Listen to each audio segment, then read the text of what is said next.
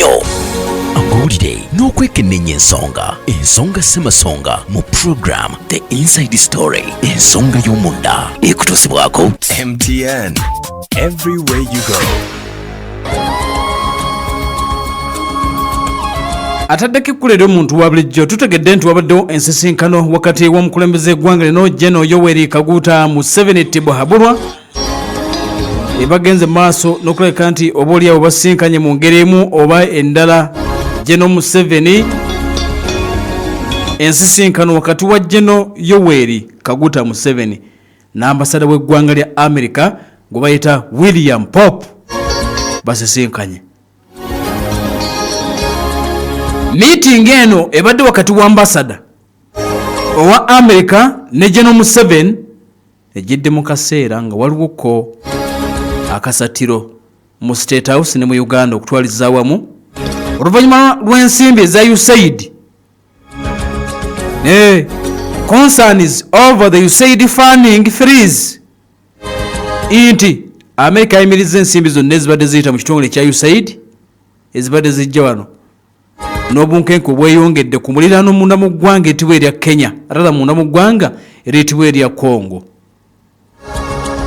Representative ow'eggwanga lya Uganda permanent representative mu kibiina eky'amawanga amagatte Ambassador Dunia Ayebare meeting agibaddemu.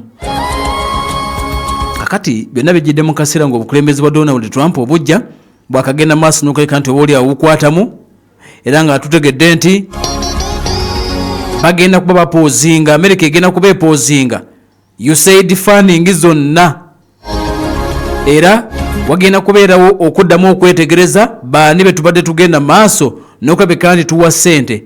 Kakati Uganda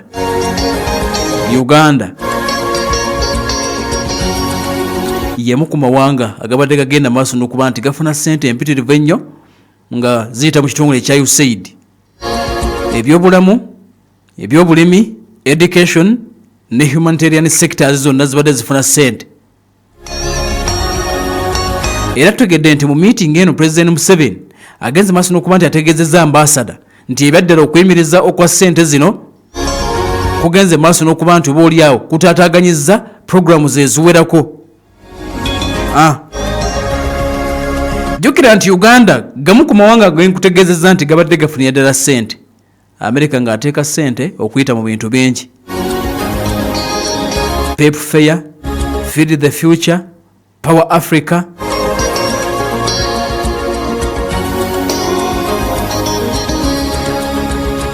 Kakatutegedde nti omwaka gugenda okuggwako ng'eggwanga eritibwa lya America litadde ensimbi obukadde ng'ebikumi 500 wakati mu ggwanga lya Uganda jasi mu kulwanyisa ekirwadde ekyamukenenya ne malaria era ng'ensimbi zino ebyaddala bibadde zibadde zigenda maaso obaoliawo n'okugasa ennyo eggwanga Uganda. Omusajja yazikuttemu. Kakati obunkenke munda mu nsi eyitibwa erya Congo tutegedde nti zimu ku nsonga obaoliawo ezigenze maaso n'okuba nti obo zoogereddwako wakati mu nsisinkano ebadde wakati wa ambasada William Pope ne Gen. Yoweri Kaguta Museveni. Jjukira nti Uganda yalumirizibwako ko mu alipoota ezagenda maaso n'okufulumizibwa ekibiina eky'amawanga amagatte. Lipooti zagenda maaso n'okuba ne zivaayo nti Uganda ayinza okuba lyemu ku mawanga atagawagira abakambwe abayemu 23 newankubadde abakulu abakulembera kuno kino bagenda maaso n'okuleka nti obaoliawo bakiwakanyiza ddala nga bagamba nti si kituufu. Ebirala ebinaabigenze maaso n'okuba nti bivaayo bitunaaba tutegedde mu nsisinkano ebadde wakati w'omukulembeze eggwanga Gen. Yoweri Kaguta Museveni Tibuhaburwa. Tunaaba twongera okulabika nti tubikubuulira naye nga sofa tegedde nti ensinkano ebaddewo ambasada William Pope oli gwennyini gwe baali bagambye okutikka. Si gwe baali bagambye okutikka, taata abadde na taata. Omutabani yali agambye okumutikka naye kati ate abadde atudde ne taata bamusaba apoloje n'agaana okugireeta n'agatalina nsonga yonna lwaki bakola apoloje naye nga sofa bwe bityo bwe bigenze maaso n'okeka nti bitambudde. Meeting ebaddewo mu State House. Kakati kansooke nkwekusenga Sumaya Bosenta kujjanya Museddegali obutonde n'emmere ali wali Kawaala wakati w'amafuta ga Oil Energy ne Taawo era mukuwa wamu ne Kojja Sulaiman Meyingo basooke batusomese ku byobulamu oluvannyuma tugenda kuba tweyongerayo senga Sumaya wuuno. Amanya nze Senga Sumaiya wa Sumaiya Herbal Center. Tuli Kawalo okulinaana amafuta ga Oil Energy. Era nga bulijjo bannange twabakolera akacupa ke bayita Magima Plus. Magima Plus eyo egenda kuyamba abaami abagaziwa prostate.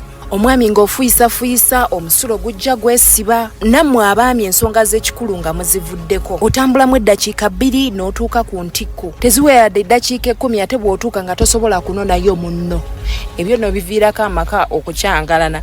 Okimanyi nti ne bw'oba ng'olina ssente empitirivu naye kasita obeera ng'ekisenge tekiteeredde bulungi tewabeera ssanyu. Era y'ensonga lwaki tuli wano olunaku olwaleero eddagala lyaffe tetunaba kwongeza ssente emitwalo 3.5 zokka. Likyali liri 3 ate era nga tukola ne delivery. Wonna wooli teweeraliikirira oba oli luddawa kasita okubako 0707 65 24 44 eri 0707 65 24 44 eddagala tugenda kubanga tuli kutuusaako. Abavubuka ennaku zino balemedde ku nkola ey'okwezannyikiriza. Ne wabeerawo n'abaagikozesaako nga tebakyagikozesa kati naye nga baanaafiira ddala eddagala twali baleetedde. Twayagadde kale tuddize ku bakasitoma baffe. Bw'ogula package 2 zibadde emitwalo 7. Kaakati tugenda kuwa ku mitwalo 6 gyokka. Gw'ayagala Magima Plus ne Kamuvubo kwata emitwalo 6 gyokka. Kamuvubo kongera ku sayizi. Wayina sayizi nga weenyooma. Bw'otuuka ku sayizi gy'oyagala, gwewoyagala bw'okoma. Twasazeewo kubaddiza abavubuka okuviira dda ku myaka 18 paka ku myaka 35. Mujje tugenda bajjanjaba. Nnyongera okujjukiza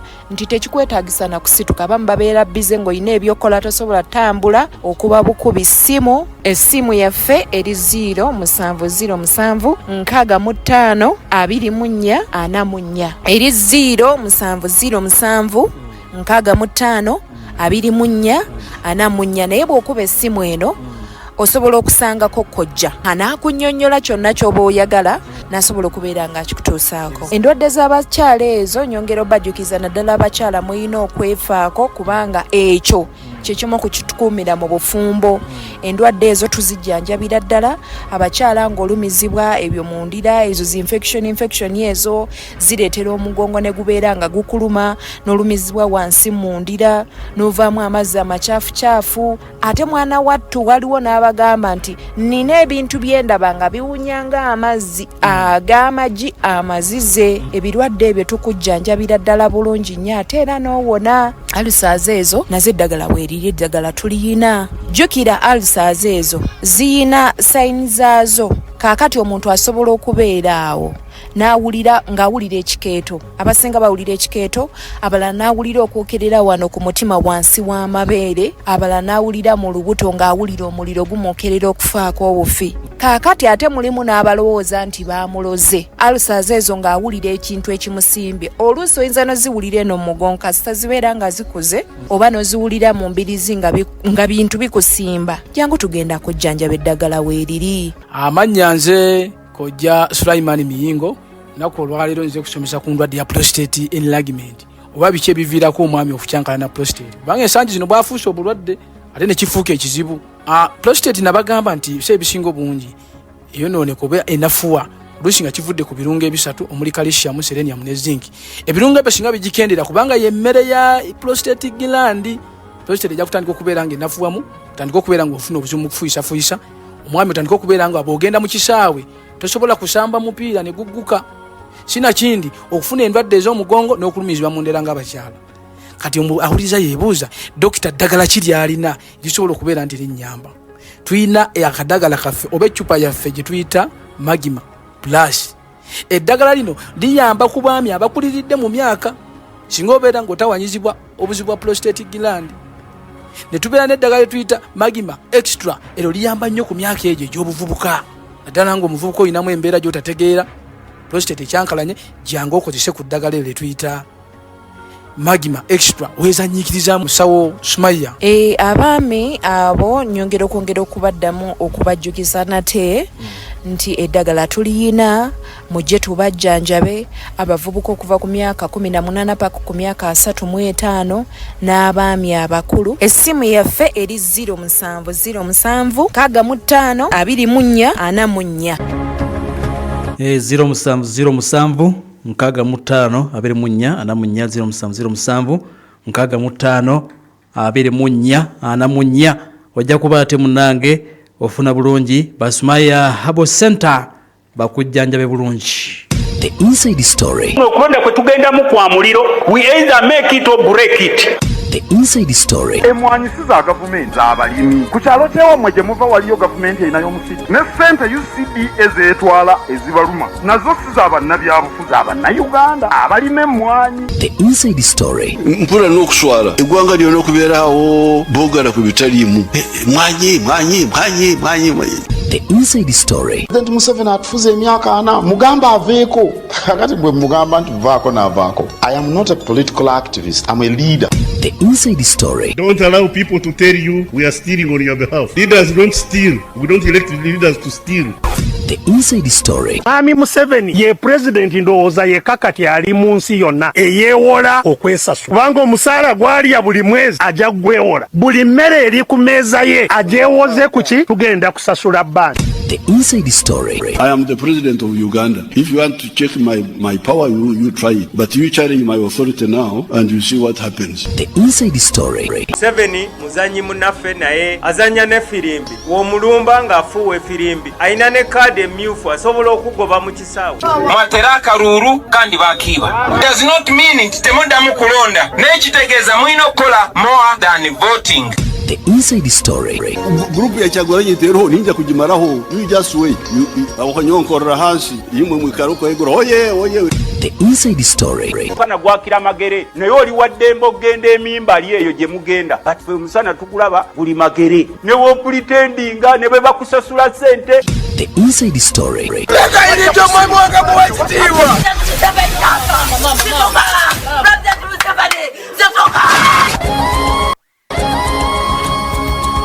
Twolekera kalulu ka mwaka 2026 buli kitongole ekinaaba mu kalulu kyetegeka okitegedde.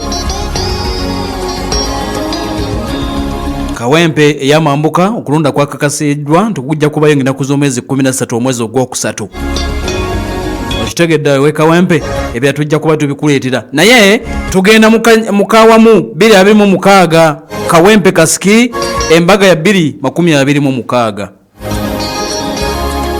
ngenda kuwa update endala jenyina okuva munda mu ggwanga lya Kongo nyina amapya genfunye okuva e Kongo ngenda kubanga kuwa e Kongo kukyereka nti bagenda kukkiriza waliwo amapya gennengedde okuva munda mu ggwanga eryo abakongo bagamba nti sebo botujoga tutulamu butuuzi nyina byennengedde wano ngenda byekuwa naye katusooke tukomeko Kampala Uganda. Kakati buli muntu nga yeetegekera akalulu abagenda okategeka nga banoonya ssente abagenda okwesimbawo nga banoonya ssente n'abateeze okukola ssente mu kalulu banjovu koosi naye kakati ebitongole by'ebyokwerinda nabyo byagala ssente atugenda mu kalulu buli omu asaba ssente buli omu asaba majja nti tugenda mu kalulu kakati atuliriza Uganda People's Defence Forces UPDF esabye billioni 138 okuuma security mu kalulu. UPDF esabye billioni 138 za kuuma kalulu. Era bammemba ba parliament abatuula kakiiko atuliriza aka Defence and Internal Affairs Committee kataba gwewe ekigo UPDF we bagambye twagala billioni 138 mu bukadde 14 za kuuma kalulu nti mulijje pangisa Syria gwanga bagenda kubajja mu Russia muva Congo muvaawa nti feze twagala UPDF yagala billioni 138 okuuma kalulu. Abaka bagambye what is happening? Esente zonna ezo zaaki? Kati omu ku babaka abasinga okulwanyisa bajeti z'ebitongole bya gavumenti ye mwaka Ibrahim Ssemujju Nganda ababuuzizza n'abagamba nti abaayi mutubuulire bwe tubanga tetukyabimanyi nga byakyuka oba mu mugenda okukategeka muyinza okuba mwafuuka Electoral Commission nga tetumanyi okitegedde.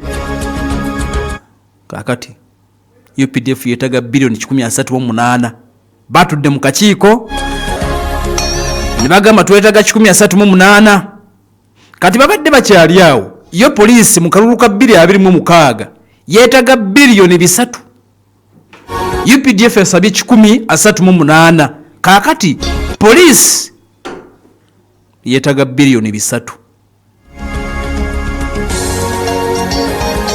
kati nti byemugenda okukola byawukana bitya mwenda muli ba security munaagira mutya poliisi evunaanyizibwa okusooka ku kalulu yeetaga 3 amagye okugiyambako geetaga bilioni 138 nti okuuma emirembe matters of law and order. Kale no Makasemujo Ibrahimu Nganda bwati agenze maaso n'okuba nti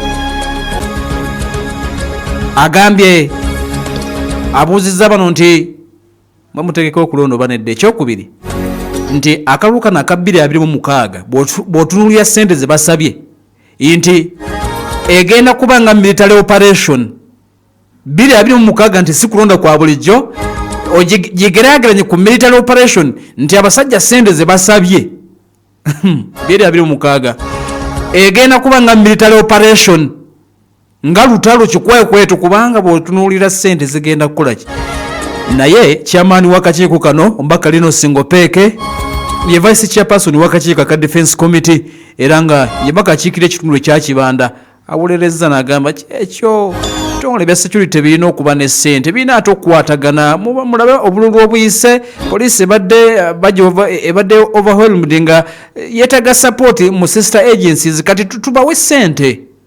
Semuju n'agamba nedda tugenda be bagenda okukategeka tugenda mu military operation tugenda Congo nedda kakati atuliriza bwe bitambula kiri mu like nti ensimbi zino bajja kuzibawa beetaga bilioni 138 tugenda mu kulonda beetaga bilioni 138 amagye kuuma akalulu konna aka 2026 poliisi ampuliriza yo yataddeyo request yeetaaga bilioni 300. The inside story. Okulonda kwe tugendamu kwa muliro we either make it or break it. The inside story. Emwanyi siza gavumenti abalimi ku kyalo kyewamwe gye muva waliyo gavumenti erinayo omusiri ne ssente UCD ezeetwala ezibaluma nazo siza abannabyabufuzi abannayuganda ataddeko ekkuleera omuntu wa bulijjo. Banafa ba Moody's Management Services bali bukoto ezimbe kitibwa Kamule bakujja kuswesa opangisa gwe akoye okugoba n'abapangisa n'ezimba apartment ba Kedi bekwate bakubanyize fune ssente zo mu budde ate nga zawamu bali bukoto essimu ya 259 73705 97 noti 778 525 5 wajja kuba atobafuna bulungi bannaffe abo katwetololemu tukomawo n'eggwanga ku ggwanga. Nyirira onneke wayambaddirira akankubye nawe leka ate shishi lina okusima mukama kyakoze ate oli mu kilaasi yowe kwegamba kasita oyingira bwoti kwegamba why feel how why feel what Hello Embuzi bwetandika okunyuma manya kiri beta kumanda mobile kozesa mobile money okugula airtime ne manda bundles oyogere n'abantu bo obutamala nyiga star #1 oba kozesa manda app okwefunira bundles n'ez'emiwendo egya wansi ddala. Manda mobile koleza ekolera wansi w'amateeka ga UCC. Central Property USS Uganda Limited abategese era abatesitesi bwe bamufuna mpola tukomyewo n'amanya agenjawulo mu 2025 tukuletedde poloti Masavu Ukayunga Road tutandikira mu mitwalo 5 so nga ate ku Masaka Road tutandikira mu mitwalo 9 Hoima Road tutandikira ku mitwalo 8 oyagala chapa so nawe ayagala endagaano tunoonyeko eyo Central Property USS Uganda Limited abategese era abatesitesi bwe bamufuna mpola tulina office Busega tulina office Nansana tulina office Seta tulina office Sonde mabega wa Totalo tulina office Chalwajala kwa agenda tuno tunoonyeko ku 0752 377 ne 0700 63 68 10 ife aba Essential Property. MTN Voice Bundles ziri bei dondolo okukubira emikutu kyonna mu Uganda. Funa eddakiika 25 ku nusu lukumi zokka. Okuzigula nyiga star emu star 2 # olonde daily bundle oba kozesa My MTN app oyogere ku bei dondolo ne MTN kubanga bwe twogerera awamu tewali kitulema. MTN enkola n'obukwakulizo bigobererwa. MTN erungamizibwa Uganda Communications Commission. Wabulonyirira onneke wayambaddirira akankubye nawe leka ate shishi lina okusima mukama kyakoze ate oli mu kilaasi yo kwegamba kasita oyingira bwoti kwegamba why feel how why feel what Hello Emboozi bw'etandika okunyuma manya kiri beta ku Manda Mobile. Kozesa mobile money okugula airtime ne Manda bundles oyogere n'abantu bo obutamala. Nyiga star emu 9 oba kozesa Manda app okwefunira bundles n'ez'emiwendo egya wansi ddala. Manda Mobile koleza ekolera wansi w'amateeka ga UCC. Omuzadde kiteebereze ng'owangudde school fees za mwaka mulamba. Sasula school fees ng'okozesa Momo nyiga star 155*880#. Olondeko school fees pay. Oluvannyuma osasule school fees z'omwana wo. Wandibeera omukuba namukisa abagenda okufuuka abawanguzi. Enkola n'obukwakulizo bigobererwa. MTN nga tuli wamu tetuyimirizika. Aya, laba listi y'abaana gye bampadde. Emifaliso gya Rose Form. mwami ebyo byona tebikutawaanya gula buguzi mifaliso gy'osanze. Nedda mami ffe twagala Rose Form ng'abaana abalala. Wulira abagisulako bagiyayaanira. Gwe taata ne maama Namuyomba muwuliriza abaana kye bagamba. Mu biseera bino eby'okuzaayo abaana ku masomero olina okulowooza ennyo mufaliso ki ogunawo omwana w'okuwummula n'okusoma obulungi ku ssomero. Gwe mufaliso gwa Rose Form ogujjira mu sayizi zonna ng'era gufunika okuva mu matundiro gonna mu ggwanga agatunda emifaliso. Be bakolera n'emifaliso egikutte akati ensangi zino egiriko omuli spring mattress, orthopedic, fit slip, high density, deluxe ne fiber pillows. Rose Form mattress okuva mu Roy Kim Industries Limited. Rose Form babayizirena. Wasowaganye ne munno oyagala kwebuuza ku nsonga yonna mu busiraamu oba kusomesa munda mu ggwanga n'ebweru waalyo nandiki okubalira ezzaka okukola hijja ne umura weeyune Aljannatu Ghaya basangibwa bakuliko bitaala abeetaaze bafune ku ssimu eno noti 7 noti emu 4 noti 5 776 oba kubira Sheikh Umar Swedeke ku noti 7 noti 3 8 63 16 oba Chairman ku noti 7 noti 2 8 72 4 Aljannatu Ghaya. Weefunire StarTime Solar olw'osabukulu l'ekirabo ekijjudde ekitangaala n'ebisanyusa ebirala nkumuliitu bw'osasula nnusu lusanvu zokka buli lunaku. Weefunire StarTimes S50 ng'enegirako ettaala w'okyajingira essimu lithium battery y'amaanyi rediyo ng'erina ne wooteeka fulashi kw'ossa n'omuzindaalo ogwa bluetooth. Ate oba owetaaga okweyongera okunyumirwa weefunire StarTimes S130 nga yejjirako TV ya inch 32 kw'ossa ne subscription ya StarTimes ng'esasuliddwa okumala emyaka 2 beddu. StarTime Solar, more than just solar. Omuzadde tokkiriza mwana kunoonya mirimu. Leeta omwana ku Upper Skills Institute tumutendeke afuluma akola ekyo ky'asomye. Tukuleetedde catering and hotel management mwayigira okufumba ebika by'emmere eby'enjawulo ebya wano n'ebyebweru okufumba emigaati, pizza, keeke n'ebirala. Tulina journalism and mass communication, okola ku radio ne TV, video production and filmmaking, graphics designing, tailoring, fashion and design, n'amasomo malala mangi. Tubangula abaana abasobola okweyimirizaawo mu katale k'emirimu ate tubayunga ne ku mirimu. Tuli mu kuwandiika abayizi mu lusoma luno. Tuli ku Tagi Hotel, Cold Kampala. Essimu 0745 100 200 oba 0754 200 500. Upper Skills Institute. Asia Kids School. Amasomero agafuuse ensonga mu kutendeka n'okulabirira abaana gega Asia Schools. Nga muno mulimu Asia Kids Nursery School nga kwotadde Asia Kids Primary School. Masomero g'abawala n'abalenzi abalenzi dene boarding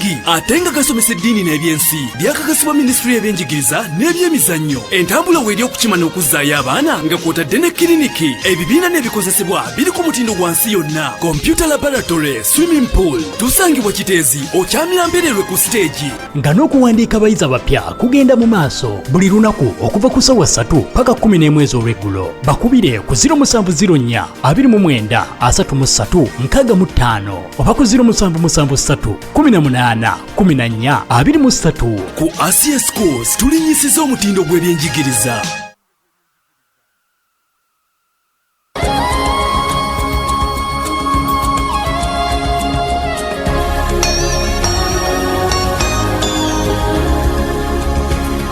Bannaffe aba Zainab Mujuzi Tailoring Center balina masuba mu kikajjo baddamu kutegeeza nti bakafulu mu kutunga dresses ebika byonna batunga shoni batunga shariat batunga zabaya jilbabu obushaliyo bw'abaana bato school veils zonna bazitunga basubuza n'okusuubuza obushaliyo bw'abaana abato butandikira ku mutwalo gumu kuddagula okubusuubuza ate nga ez'abakulu zitandikira ku mitwalo 3 ate nga bagamba nti bayigiriza n'okuyigiriza abaana ab'obuwala ku Ssaabakyala abaagala okuyiga mugende babasomese abava ewammwe ate nammwe abasulayo basobola obbasuuza ekifo kiri seefu nnyo bali mu kikomera munda balinawo n'omuzikiti kitegeeza nti bakusuuza bulungi mu kifo ekiri seefu n'oyiga kasente akatono ddala emyezi gibeera ena n'okukuka mu buli kimu n'ogenda n'otunga n'ofuna omulimu ogw'omuntu ate munnange n'oyeya 10 kati bagamba nti oyiga ebyalaani okuli ebya straight overlock flat bablock byonna naye ng'omusuubuzi bakuyita bagamba nti genda basubuleko engweye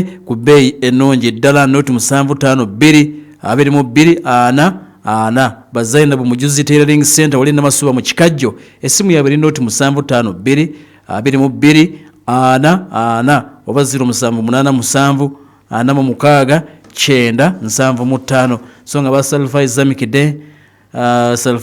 Day Boarding Primary School Mpigi Boza ebategeza abazadde nti okuwanisa kugenda mu maaso okuva Sabiri ez'okumakya paka 11 bali Mpigi Boza basomesa eddiini n'ebyensi abayizi bakoleddera bulungi ebigezo bya IPLE ne bagamba nti abasomesa batendeke n'abaana babaliisa bulungi. Salfa Islamic Day Boarding Primary School Mpigi Boza bagamba nti okuwandiisa kugenda mu maaso nasali paka P7 yangu omukisa nga gukyaliwo oba kubira Hajati Nsubuga Sharifa Rashid omanye ebisingawo noti 7 noti 6 33 23 61 noti 7 noti 1 32 7 oyogere ne bannaffe semina abakyala Pala FM etegese nga buli emitwalo 2 okuyingira na kuzumwezi nga 22 omwezi ogujja ogwokubiri essaawa 2 ez'okumakya paka saa zijja kuba 11 teweerabira tugenda kubeera ku ssomero erya Old Camp Primary School Sports Ground okugulawo emiryango gino abassaawa 2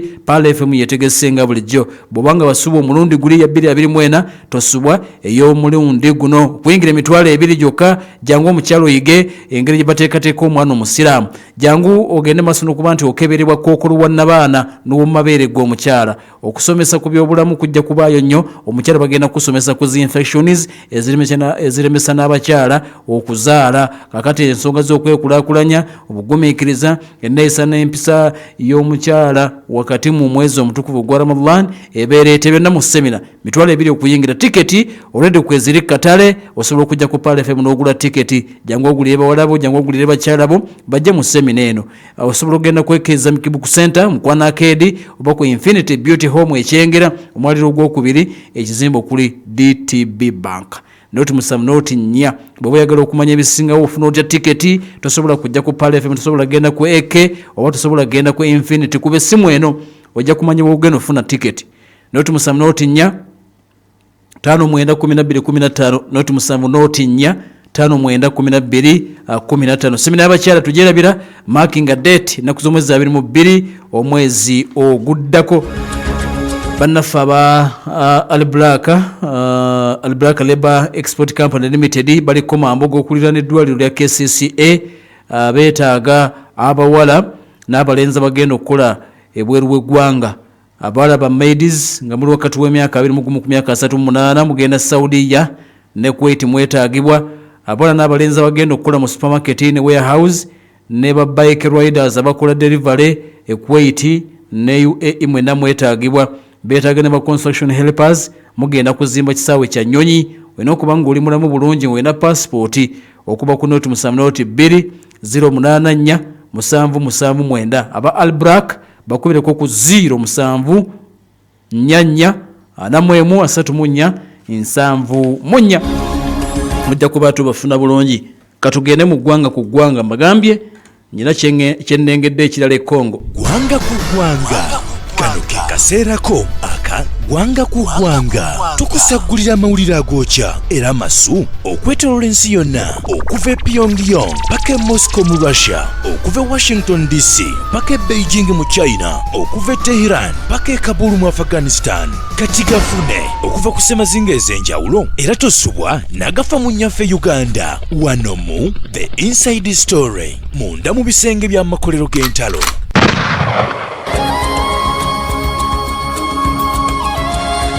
Ampuliriza mawulire ge tulengera munda mu ggwanga lya Congo akaseera kano kennyini galaga nti tebinnaba kuggwe Congo. Ekibuga ekiyitibwa Goma eggwanga lya Congo limaze okudeployinga special forces. Congo ekibuga ekiyitibwa Goma amagye ga Congo Sekedi asindise special forces munda mu kibuga ekiyitibwa Goma. Amawulire galaga nti emmundu evuga obuteddeza wano atuulirize Goma. Oho, special forces batuuse aba Congo bawerekeddwako ekibinja ky'abayeekera. Sekedi akoze atya aleese special forces n'aleeta ne Wazalendo bawazalendo atuuliriza nabo bayeekera. Government erwana alongside abayeekera Wazalendo. Tutegedde nti okulwanagana kakati kuli kwennyini. Amawulire gasusse kutegeeza nti abasirikale ba Congo 120 badduse ne bayingira ekitundu ekiyitibwa Rubavu mambuka ga Rwanda, abalala ne bescapinga nga bayita ku bwato mu kitundu ekiyitibwa Bukavu ne South Kivu. Ebifaananyi ebyavuddeyo byabadde bikulaga abamu ku basirikale nga beewaayo mikono egy'amagye ga MONUSCO.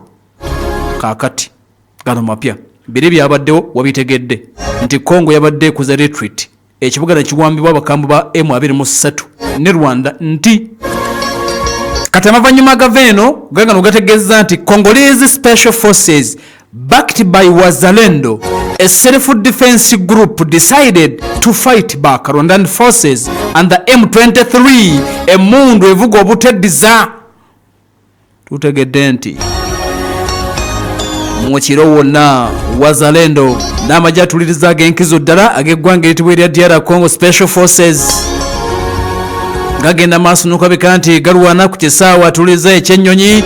Emondo egenda maaso n'okulabika nti evuga obuteddiza Goma International Airport.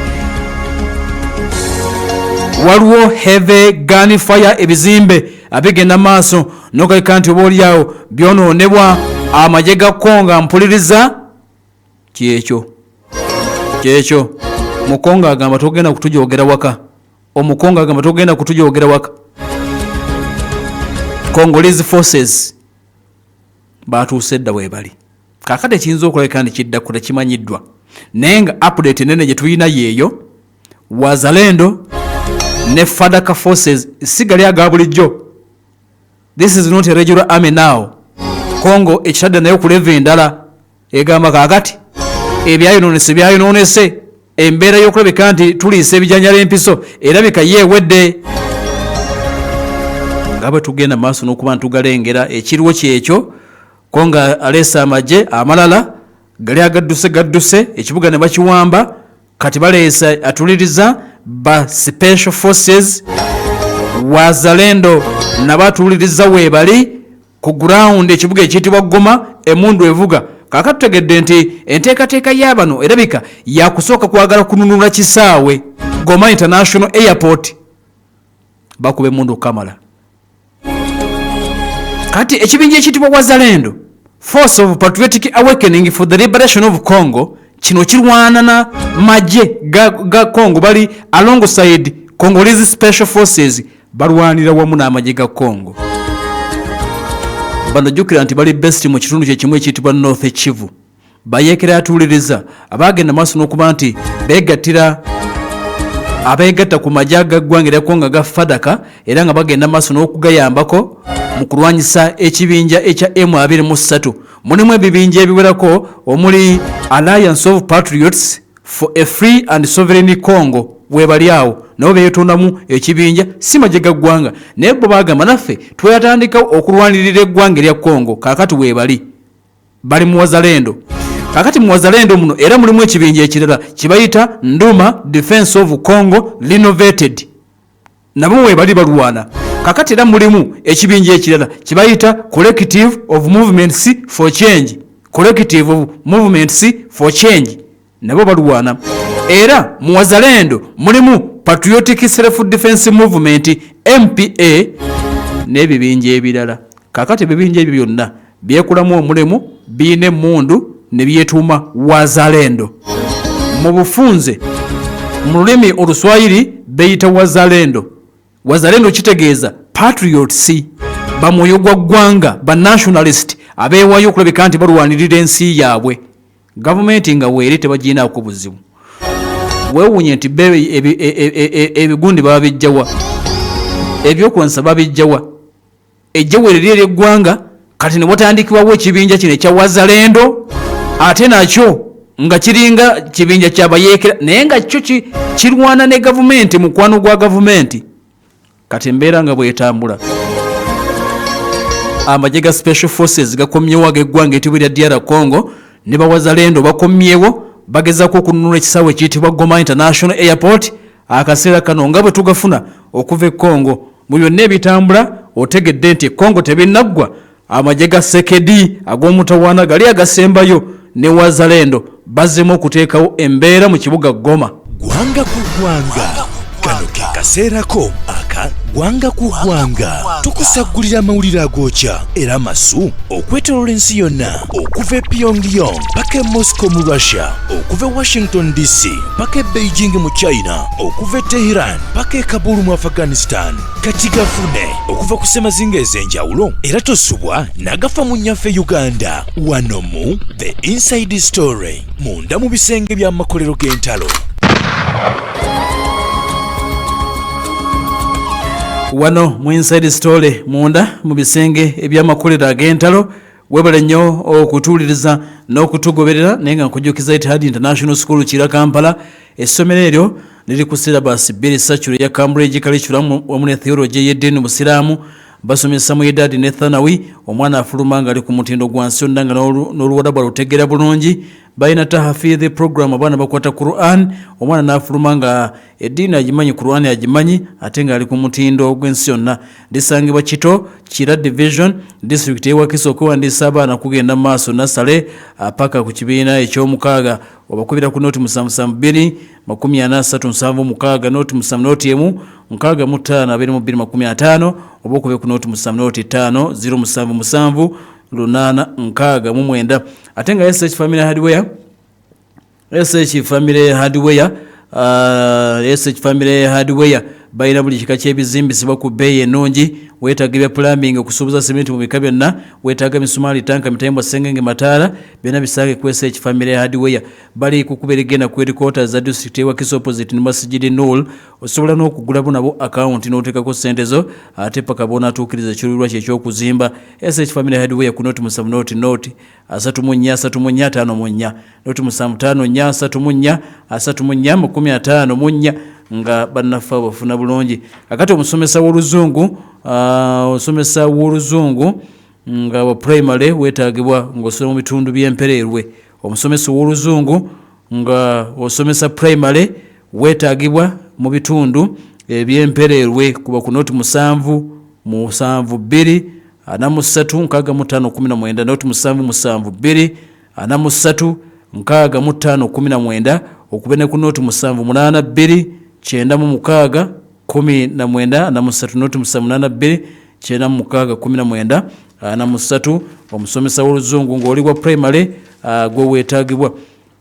Abenju ya Seka Ibrahim Kasegu babika mukaddi waabwe wakuziika ekitengeesa Lwannunda Masaka abakulu bano bebabikidde omutaka Kali Kasenyonga abe Masaka mu Nnyonyi Endiisa omyuka wa Katikkiro Dr. Twaha Kawase Katikkiro w'ekika Dr. Livingstone Dungu abe Mituba Haji Abbas Kawase Mukasa Kanamwa George Peter Senyonga Mensa Chanda Mahadi Kabangala kuziika Lwannunda lunaku olwaleero abenju ya Seeka Ibrahim Kasegu babika mukadde waabwe amanya tebagatadde kuwa kuziikibwa olunaku olwaleero Lwannunda Kitengesa Masaka essaawa 10 abazzukulu mu ssiga lya Bicecere batuuze ku byalo Lwannunda Mizinga Kiteza Kitengesa Kabira Nkuke abenju ya Seeka Ali Enkozi Father Nanseera Kimanya Parish mwenna bababikidde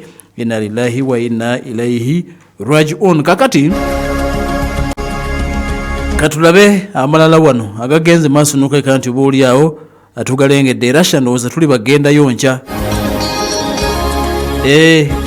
Russia katugendeyo enca mukitegedde Russia ndowooza kanga bawe enca okujjako wano omukulembeze eggwanga erya America omujja kawandwa ebigambo Donald Trump ategezezza nti aliko executive orders empya ddala zataddeko omukono executive order empya. Kakati muzimu ku zino alagidde bazimbe missile defense program gye bayita Iron Dome ey'omu Isirairi. Trump agambye tugyetaaga eyo emu ku executive orders zataddeko omukono nate Trump agamba nti beetaaga Iron Dome ey'Abayisirayiri batandika okugizimba munda mu ggwanga lya America. Aga tetujja kusaagana bigambo. Jjukira nti Iron Dome eyo y'emu ku defense systems ezisinga okubeeza omutawaana okwetoola ensi yonna. Kyokka munda mu Isirayiri yadde nga Isirayiri zaayo naye ate America badde bayambako okulabika nti ezizimba kati zisobola okukwata rockets eziwerako. Kati aludde nga agyetaaga Trump nti emukolera nnyo era agiwaana nnyo Kamala. Alagidde Iron Dome batandika okugizimba munda mu ggwanga eriyitibwa erya America. Akaseera kano nga bwe tugenda maaso n'okuba nti tubiraba. Kakati ne tutegeera waliwo abaserikale katumalirize na gano ampuliriza ataddeko Paul katumalirize na gano. Waliwo abaserikale munda mu ggwanga lya Isirayiri abakwatiddwa babadde bakwata information ya system eno gye bayita Iron Dome ne bagiwa eggwanga lya Irani egene maaso n'okuba nti etegeera Iron Dome Isirayiri omukuba otya n'atabaka mizinga gyo. Baserikale babadde babegera eggwanga lya Irani nti nga bw'olaba Isirayiri bw'abega Irani ne Irani yabasindikamu bambega. Babadde babega eggwanga lya Isirayiri basirikale ba Isirayiri Irani oba yabatuukirira atya nga babuulira Irani ebikwata ku system ya Iron Dome era nti Irani abadde yatandika dde okuyiiya ng'amanyi bwajja bakuba. Okitegeera basirikale naye ng'ate babegera Irani nga babuulira Irani ebikwata ku system Iron Dome. Eno Iron Dome gye nkugambye nti ne Trump agyetaaga ye system esinga okuuma eggwanga eriyitibwa erya Isirayiri. Kati nti Irani yasensera abaana ba Isirayiri bennyini basirikale mu gye ery'eggwanga babadde bawa Irani information yonna ekwata ku Iron Dome. Babakutte bagenda bavunaana. Ebirala tunaba tubireeta enzo omukugu tubadde ne MTN kusaba Apple Skills Institute. Assalamu alaikum wa rahmatullahi wa barakatuh. Inside Story. The Inside Story. Ebadde kutusibwako MTN Voice Bundles nga zikuba ku mikutu gyonna ate ku bbeeyi ddondolo. Nyiga *100*2 oba okozese My MTN app olondeko daily bundles kubanga bwe twogera ffenna tetuyimirizika. MTN erungamizibwa Uganda Communications Commission.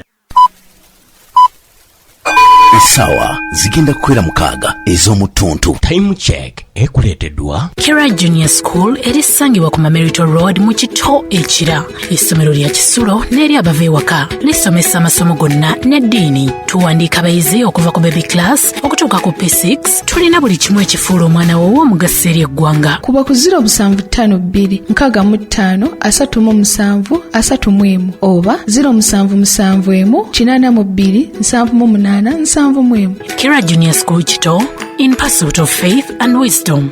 Golden Balls Daycare Nursery Primary School Ebunamwaya ssomero lya bawala n'abalenzi eritendeka omwana okusoma okuwandiika obulungi oluzungu okulwogera n'okuluwandiika eddiini n'empisa eri omwana wo tubifaako nnyo. Tulina emmotoka ezitambuza abaana okubaleeta kusobolera okubazzaayo awaka. Eriggwa omuzadde ng'omwana wo yagala tubeere naye omufune ku wiikendi naawe tweyune. Tusangibwa Bunnamwaya Ngobe oba tukubire ku noti 702 noti 83 oba noti 772 894 Golden Balls Daycare Nursery Primary School, the school of grammar. Mzee Kamadi ogenda tutabukako otandise ndakuseka weka. Siza butasanyuka. Ngenda kwewandiisa. Kati ogenda kwewandiisa era weesimbyewo ku bwaki.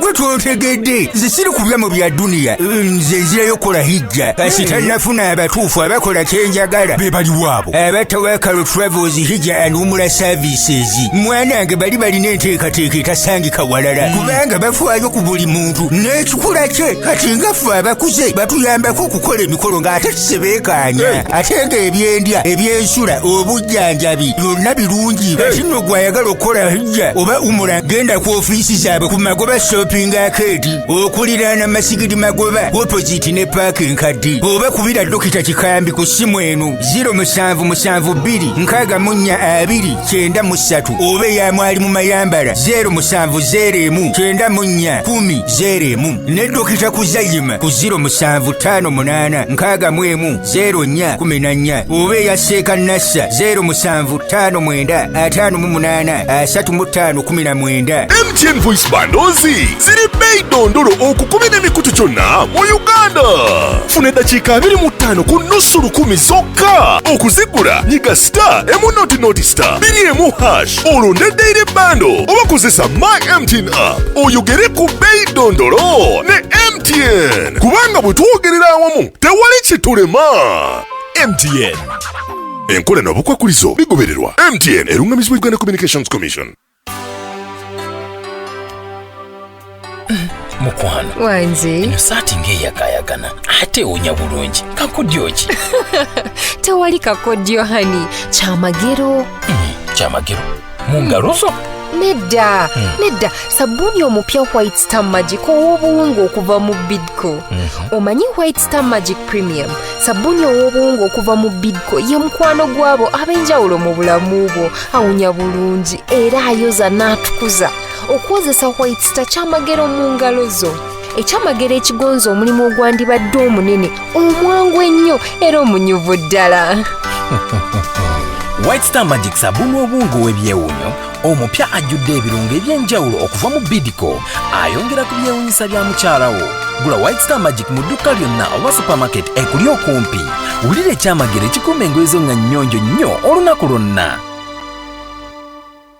Omuzadde kiteebereze ng'owangudde school fees za mwaka mulamba. Sasula school fees ng'okozesa Momo nyiga star 165 star 80#. Olondeko school fees pay. Oluvannyuma osasule school fees z'omwana wo. Wandibeera omu ku bannamukisa abagenda okufuuka abawanguzi. Enkola n'obukwakulizo bigobererwa. MTN nga tuli wamu tetuyimirizika.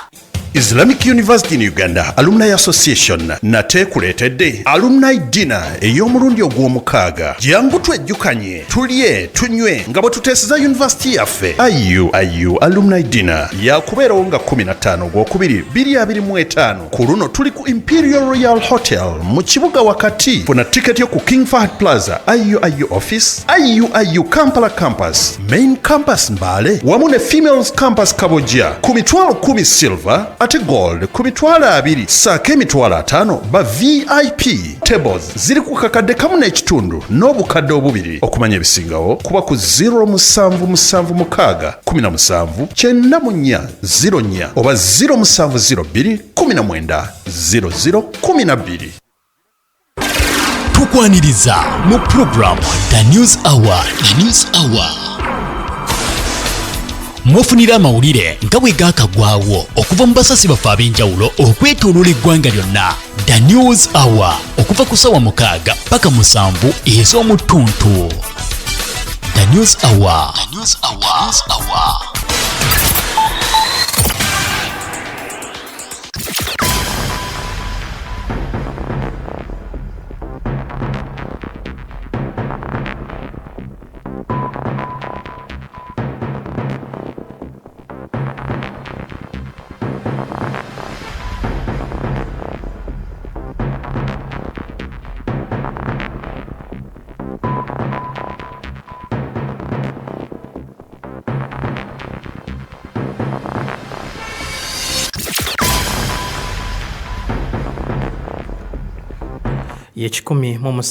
ye 17 Pal FM kola lya mutwa bulijjo n'abali ku www.palfmuganda.com mwebali nnyo. Abali ku X mutufunira tu Pal FM Yugi, ate abali ku Facebook Pal FM Uganda, mwabali ku YouTube mutufunira ku Pal FM News ne Pal FM Dawa. Abali ku Afro Mobile, Radio Garden, TuneIn, Radio Box n'emikutu gyaffe egy'enjawulo mwenna tubabuuzaako n'ekiramuso ekikyasinza okubeera ekirungi nti assalamu alaikum wa rahmatullahi wa barakatuh. Dakika ziri 2 ezakayita ku ssaawa 6 ez'omutuntu lunaku lwa 2 ennaku z'omwezi leero ziri 28 mwezi gwa January guyite Gatonya oba ogusooka mwaka 2025 ate ng'era ku kalenda yaffe ey'obusiraamu ziri ennaku z'omwezi 28 mwezi ogwa Rajab omwaka 2046 hijiriya. Nze muzzukulu wa Kabanga Datenywa Ismail Idris akwaniriza ennyo mu program Pal FM News Hour ku radio Pal FM 17 tukuweereza tusinzira no ku kibanja namba 10 oluguudo baluyita Coronation Road, Periman Gardens, maaso ga Old Kampala Primary School. Era nga Pal FM yekutegekedde semina y'abakyala ng'ennaku z'omwezi 22 omwezi ogwokubiri ogujja. Era nga tujja kubeera no Old Kampala Primary School okumpi n'amaka ga Pal FM. Abasomesa bangi abagenda okuba nti bakubangula okuviira ddala ku bayimamu kyeyune, abasomesa abakyala abaatiikirivu, ba ministers, ba entrepreneurs, abantu abakwatibwako ensonga z'amaka n'ebirala bingi. Mitwalo 2 gyokka jangu ku reception ya Pal FM obeere ng'ofuna ticket ey'omukyala oba gwe omukyala jangu obeere ng'obookinga ticket kubanga ntono ddala wano ku reception ya Pal FM weziri ne ku AK Islamic Book Center wamu ne ku Infinity Beauty Home wali eri ekyengera ku kizimbe okuli DTB Bank. Nze muzzukulu wa Kabanga Datenywa Ismail Idris ngenda kuba nkutuusaako amawulire okuva mu nsonda z'eggwanga ez'enjawulo.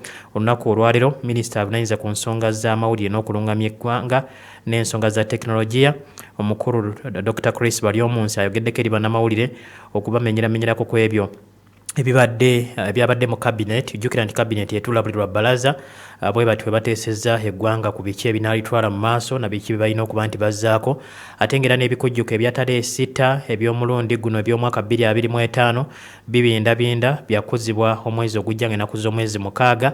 Tugenda kuba twegatta ka Second Francis abeere nga tutuusaako ebifa ku ssengejjero ly'amawulire aga gavumenti erya Media Center abeere nga atusiigira ekifaananyi ate ng'era mu ngeri y'emu enteekateeka eza Quran oba empaka za Quran ezisookedde ddala mu ggwanga lyattu Uganda nazo zikyali mu giya nnene. Enteekateeka zino jjukira nti zitegekeddwa bannaffe aba Big Events wamu ne Iraj Foundation, ekitongole bwe kityo ekiyamba okulaba nti kisaasaanya emirimu gy'eddiini. Era ng'enteekateeka zino zaakubeerawo ng'ennaku z'omwezi 23 omwezi ogwokubiri omwaka guno wali ku Kampala Serena Hotel. Tujja kuba tufuna ku Haji Rashid Nsubuga akulira ekitongole kya Iraj Foundation abeere nga tutangazaako ku biki ebitambula ebigenda mu maaso n'enteekateeka we zituuse ku bagenda okuba nti bavuganya mu mpaka za Qur'ani zino ez'omulundi ogusookedde ddala. Pulezidenti w'eggwanga General Yoweri Kaguta Museveni bw'ati avuddeyo n'asaba wabeerewo okunoonyereza ku bigambibwa nti abantu mu disitulikiti ey'e Mubende bwe batyo bino nabikutegeezezaako era olunaku olw'eggulo naye nga bikyagenda mu maaso n'okulaba nti birandira ddala okuba nti pulezidenti yalagidde okuba nti banoonyereza ku nsimbi ez'abantu eza PDM ezaweebwa okwekulaakulanya ng'abantu beemulugunyiza wali eri ku lunaku olwa Liberation Day so nabwe kityo ate nga nja kubeera nkutwalako wali mu bitundu ebyebusoga mukulu Ramazani Ruddu naye gyali ajja kubatuusaako biki ebigenda mu maaso okuva erudda mu bitundu ebyebusoga era nga enteekateeka zitambula. Jjukira nti Pulezidenti Yoweri Kaguta Museveni abadde mu bitundu bino ebyebusoga mwasinkanidde abantu ab'enjawulo, abalimi, abavuzi ba bodaboda n'abantu ab'enjawulo mu kaifo gwaliko okuloba nti alondoola enteekateeka nga bwe zitambudde eza PDM n'ez'emyuga. Ensimbi zino ziganyudde bantu ki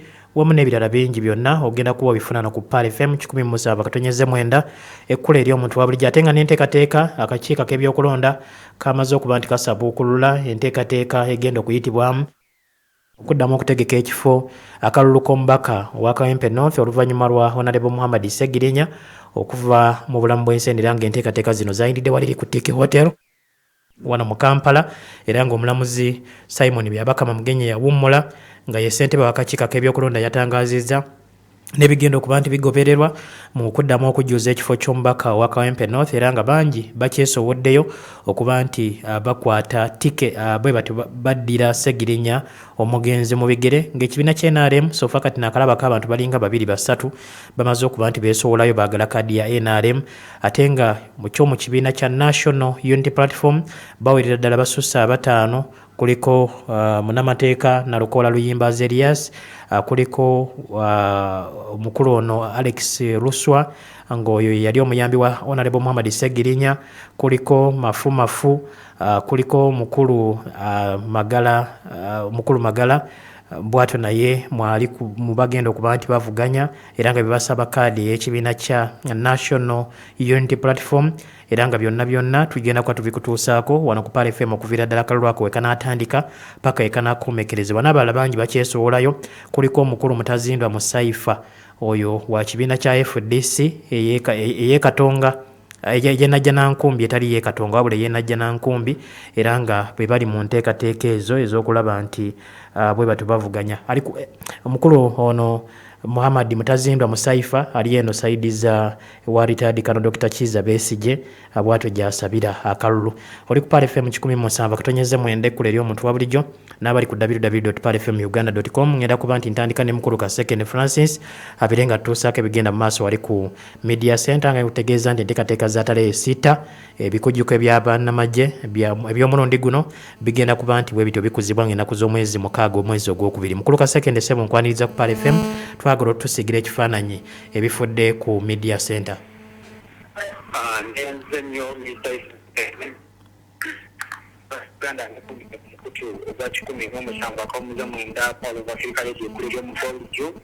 nga bwotegeeza mu kaseera kano ekkulu ery'amagye erimukwogerako enteekateeka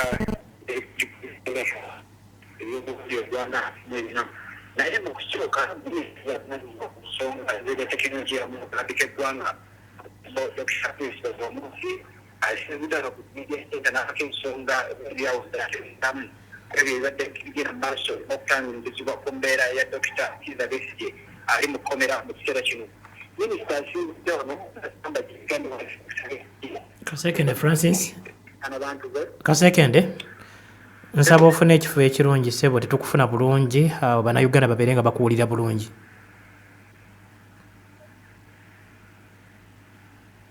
Mukulu Kasekende Francis ssebo nsaba ofuna awantu awalungi bannayuganda bakufune bulungi amayengo tegakufuna bulungi wano ssebo mu studio zaffe. Nkuwulira bulungi ssebo kati. Minisita avunanyizibwa ku nsonga z'ebya tekinologiya mu kusooka yabaddewo okwogerera bannamawulire okulya okubako ensonga aso n'okwogerebwa funga yeresibwamu omusaali mu kiseera.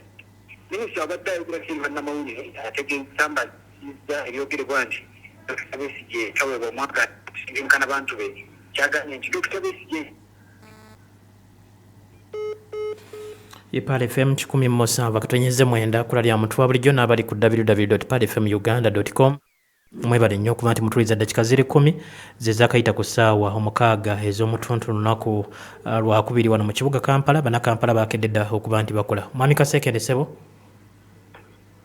Minisita Chris bali omunsi wano wasinzidde nategeeza nti ku mbeera oba oli ebigambibwa nti Dr. Besigye takkirizibwa kutwalibwa mmere nategeeza nga bwe basinkana abakulu mu makomera ne babaako ensonga ez'enjawulo ye kennyini yabasaba ng'ayagala oba oli mu famire abantu kusatu bwe babawo omwaganya ne ku mikwano gy'oba oli bannamateeka okuteese bamutwalira emmere gyalya wabula si buli munnayuganda yenna akwatibwako okumuwa emmere gyalya ono n'agamba nti embeera ya Dr. Besigye mu kkomera gyali tesaanye kubanga yeeraliikiriza bannayuganda kyagambye nti embeera ye ya bulungi nnyo era oba omwaganya n'asisinkana abasawo bwe yadde nga embeera gyali mu kiseera kino teyeeraliikiriza kubanga oba oli awasaana okusisinkana abasawo naye ng'ekyo kimuteeka okubanga oba oli awo embeera ye etambuza obulungi ono nno era bw'asinzidde n'ategeeza nti abo bagenda boogera nti oba oli awo taweebwa mwaganya kusisinkana bannamateeka be kusisinkana bantu bawamu n'okutwalibwa emmere bagendereddwamu kuzannyira mu byabufuzi kyagambye nti eddembe lye erimu basimateeka mu kkomera gyali okusisinkana abantu be ab'enjawulo naddala abo beyeesalirawo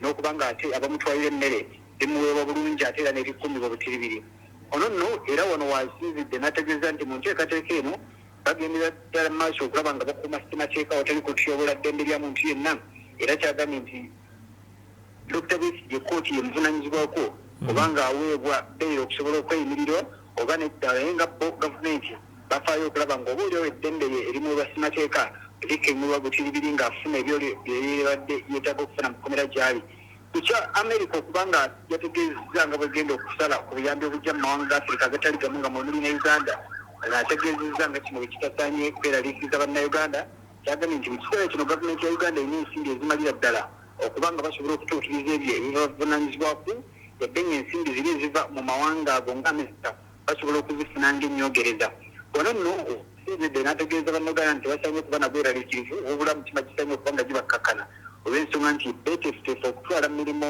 maaso egibadde gitambuzibwa awatali kufuna kutaataagazibwa kwonna basobole okuba nga bannayuganda bonna bafuna obuweereza ensonga ye Dr. Besigye zasobodde okukonaku naye nga mu kaseera kano abamagye bakyagenda mu maaso okuba nga boogerako eri bannamawulire wabula okusinziira kwakirira eggye lya UPDF mu lukiiko lw'eggwanga olukulu n'ejja ASCO asinzidde olwo n'abako ensonga ez'enjawulo zatangaaza ku nteekateeka ya telehasita egenda okubeerawo ng'ennaku z'omwezi 6 omwezi ogujja ng'ey'omulundi guno yazibwa ku kisaawe kya Kasasa Bronze ekyotera eyo nno nga gye bagenda okuzikwatira olw'enteekateeka ez'enjawulo gavumenti nabo baali paati oba oli awo mu nteekateeka eno no wasinzidde n'abako ebintu ebyenjawulo byalambula bimu ebigenda okukozesa mu bikojjiko bino okusookera ddala ng'olunaku lw'enkya okubeerawo obuuza okutongoza enteekateeka eno empya enteekateeka zino zakulemberwamu omukulembeze w'eggwanga Yoweri Kaguta Museveni olwo batandike okuzitambuza mu bitundu ebiri mu Masaka omwana nga muli disitulikiti ez'enjawulo okuli Kyotera Bukoma Nsimbi Ssembabule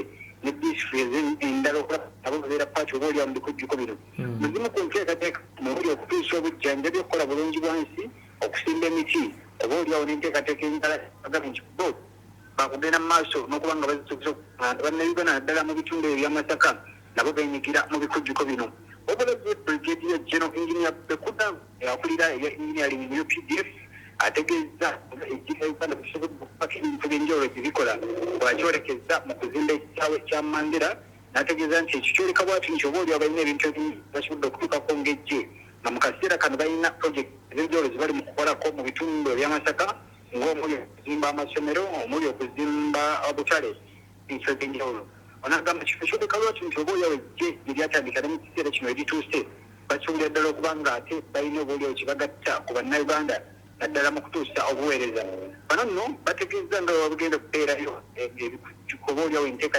enjawulo mu bitundu by'Amasaka nga bakulembeddwamu bannamagye abali kyagambye nti abantu mu bitundu ebyo tebasaanye kubanga beeraliikirira olwo bannamagye bagenda okuyiika mu bitundu byabwe wabula bagendereddwamu okulaba nga nabo batuukirira abantu naddala mu ŋŋaani zigenda okutuuzibwa okubaako engeri gye bafunamu ebirowoozo by'abannayuganda ku ebyo ebigenda mu maaso mu ggwanga ezo nno ze zimu ku nteekateeka ezigenda okukolererwa ku lunaku luno oba oli awo bagenda okukulizaako olwa telehasita lunaku z'omwezi 6 naye nga ne mu kaseera kano abakulu bakyagenda mu maaso n'okwogerako eri bannamawulire ku nteekateeka n'ebikujjuko eby'omulundi ogwana mu 4 Lwaki-17 akasanyiza mwenda Paul Fagidi ndi Francis Kaseke ndi wa kusengejjiro emuli gavumenti ya Media Center mu kibuga Kampala.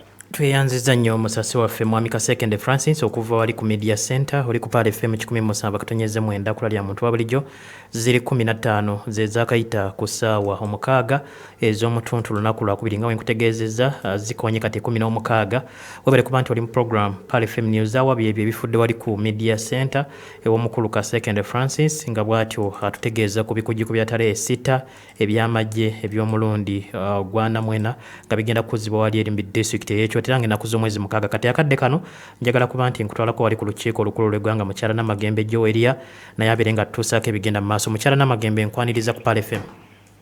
Assalamu alaikum wa rahmatullahi wa barakatuh. Wa alaikum salam wa rahmatullahi wa barakatuh. Enkyaya leero abalimi b'ebikajjo okuva mu bitundu by'eggwanga eby'enjawulo nga bali wamu n'amakampuni agakola sukaali gasisinkanye myuka Speaker of Parliament omukulu Thomas Tayebwa mu kakiiko k'enzoyitako ebyobusuubuzi n'amakolero aka trade okubaako endowooza zaabwe ze baagala zikolebwe mu tteeka erigenda okuba nga lireetebwa gy'oyinza oyita nti ebbago erya Sugar Cane Amendment Bill 2023 era nga kuno kuliko ebintu bingi bye batunuulidde. Saawa eno wenjogerera nnyina omu ku abo abalimi b'ebikajjo badde njagala atubuulire mukama wange omubuuze gwe byonna by'oyagala okumanya ki ekibaleese mu kakiiko kano ekibaleese sisinkana omukulu byonna abe nga bitugamba mukulu Dani badde nsaba oyogere ku Pale FM obanyonyole ki ekibaleese nga mu balimi b'ebikajjo mukkiriziganyiza naye ezaako. Amanya nedoboozi Kamaga Daniel okuva eruwuka nga ni mulimi wa bikajjo. Olunaku olwaleero tusinkanye Speaker Right Honorable Tayebwa nga twagala okuteeka ebidulu byaffe oba endowooza zaffe mu tteeka erigenda okuteekebwa mu Parliament next week. Nga mu byo mwe muli akakiiko okuva mu board okudda mu council kubanga board tezikyakola kati tulina council. Kati council we have approved egenda kubeerawo era egenda kubeerako abantu abalimi bagenda kubeerako bataano bamirazi babeereko bana. Then also tubadde twogera ku nsonga ya bbeeyi y'ebikajjo eyo ebadde eka neyambuka neggwa kati naye leero tutuuse ku mutual understanding nga tugenda kubeera ne 55% nga tesiteekwa kuka wansi wa 55%. Ekyo kiba kitegeeza nti ekikajjo tekisobola kuka wansi wa $16,000 patani at least. Nekirala tubadde tetufuna sente kuva ku bioproducts nga bagas nga molasses naye leero nakyo tukitaddeko era tugenda kufuna 9% nga abalimi. So ekyo kitegeeza nti omulimi olunaku lwaleero singa etteeka lino liyisibwa ku Parliament kitegeeza omulimi ajja kubanga takyayisibwa maaso nga bwe kibadde nti ba millers oba aba investors abakamula sukaali engeri gye babadde batulugunyamu abalimi nga bo baseetinga bbeeyi nga bwe baagala. Olunaku olwaleero singa Parliament eba eyisiza etteeka lino kitegeeza nti omulimi ajja kuba amanyi nti tasobola kuka wansi wa $16,000 patani. Kakati mukulu Daniel mukama wange okusoomoozebwa okusinga obungi ng'oggyeko okuba nti ebikajjo bibadde bigula bbeeyi ebyo ebikozesebwa mu kulima ebikajjo bye mulima byo mubadde temubitaddeeko nnyo ssira gamba nga zimaniwas oba fertilizers tulaba nti mwewola ensigo oluusi okuva mu zikampani ne mulima okusobola okuba nti mulima ku nnimiro zammwe ekyo kyo tekirina we kigenda kuba nti kikoseza ku tteeka lino ebijja byonna mu ebiri. Ebyo ebintu byonna bigenda mu kanso kubanga fertilizers tugenda kufuna fertilizers at a reduced price. Kiri kirala kyogambye ekyensigo ekyo ekyensigo kyo kijja kugenda mu maaso nga factories zituwa obusobozi obuga ensigo.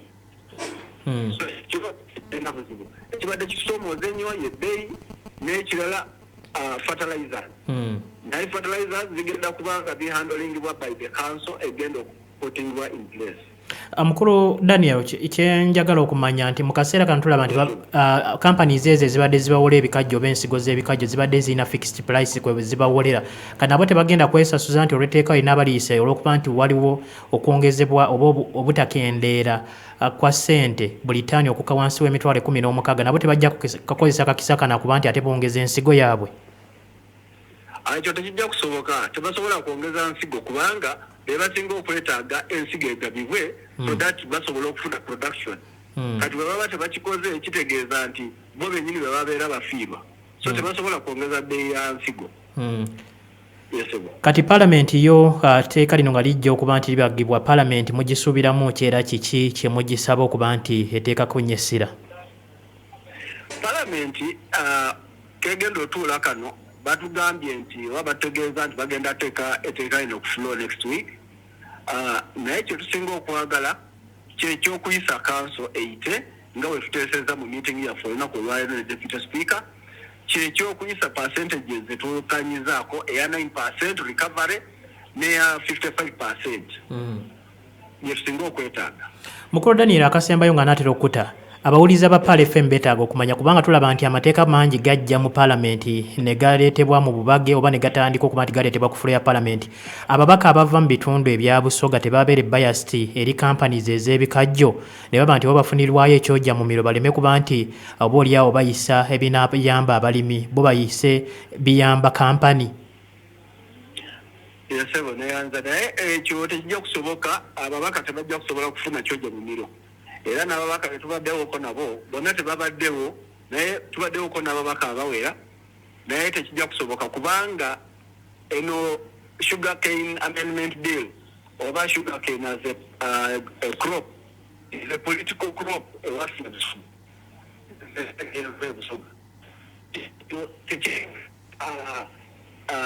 ekirime ekirala nga kasooli oba kiki being that it is the main major cash crop in our region like Busoga, it is a political crop. So omubaka yenna agezaako okulya ekyojja mu miro ajja kuba yeeridde ye kennyini. Okay. Tuyanza nnyo Mukulu Daniel. Mukyala Namagembe.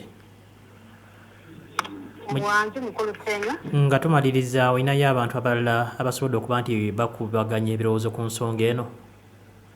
Wenjogerera abamu babadde batambuddemuko ate abalala nabo bakyali bizeemu bakola bu interviews obw'enjawulo naye tujja kubanga tufuna ebikira ku bino ngenda gezaako bafuna naye ndowooza tujja bafuna amawulire gaffe aganaabagaddako wa programu zaffe ezinaabazaddako naye ng'embeera bwekyo bweri katusuubire nti bonna ebateesezzaako bijja kuyita era nga bw'omanyi omukulu w'omubuuzizza n'agamba ekyojja mu miro kiyinza obutabaawo naye kyolina omanya nti ku nsi kuno buli kintu kikola ki kisoboka. So engeri amyuka speaker parliament Thomas Tayebwa abasuubiza n'abakakasa nti kino kigenda kukolebwa era buli kimu kigenda kuyita nga bwe kirina okubeerera n'abasaba bamuteekemu obwesigwa. Katulinde sabbiiti ejja inshaallah tujja kuba nga tubategeeza oba ebbago lyatwaliddwa omukulembeze w'eggwanga naliteekako omukono ne lifuuka etteeka byonna tujja kuba nga tubibategeeza inshaallah. Inshaallah tweyanziza nnyo mukyala Namagembe Joweria okuva ku lukiiko lukulu lw'eggwanga weebale kuba nti oli ku Pal FM 107.9 ekkula ery'omuntu wa bulijjo ziri 24 ze zaakayita ku ssaawa 6 ez'omutuntu lunaku lwakubiri nga bwe mutegeezeza programu ekyali news hour. Nze muzzukulu wa Kabaka Datenywa Ismail Idris. Waliwo ekirango kino nno kya mulimu. Omusomesa olulimi oluzungu nga wa primary yeetaagibwa mu bwangu olina okuba nga osula mu bitundu eby'empererwe. Kati okumanya ebisingawo kuba ku ssimu 0772 43 65 19 0772 43 kati akadde kano katugendeko e Busoga newankubadde nga tumaze okufuna agafa ku palamenti nti abalimi b'ebikajjo bamaze okusinkana Thomas Tayebwa ku nsonga ya bbeeyi y'ebikajjo b'etteeka ebbago ly'etteeka erikwata ku bikajjo era kati katumugatte ku Lamanzani Ludu naye abeere nga atuusaako ebirala ebifa mu Busoga. Mukulu wa Lamanzani Ssebo nkwaniriza ku Pal FM. Nange bwe ntyo muganda wange abawuliza ba LDN basamu ekitiibwa buli Busoga tweyagala. Yesebo. Awo nga embeera ey'ebikajjo ekalabya amaziga. Naye nga ebintu ebitiisa oba ebyewuunyisa mu ggwanga tebibulamu.